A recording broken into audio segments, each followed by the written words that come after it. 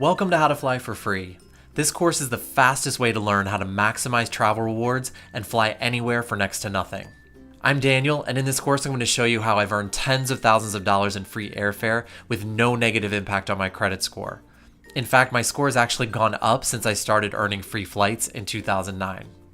I've spent years researching and testing different ways of earning frequent flyer miles, and I found most of the information out there is really overwhelming for beginners. So I wanted to create a short course that could help anyone get started in about an hour.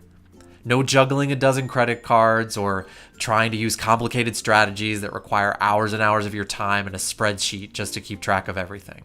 By the end of this course, you'll know exactly which cards to apply for and how to keep earning miles year after year, even if you don't spend a lot on your cards or fly very often. I'll also clear up some common myths about travel hacking and how it impacts your credit score, and I'll go over some common mistakes that people make when earning and redeeming miles. This course is designed for anyone who's eligible to apply for credit cards in the United States and has a credit score of at least 620.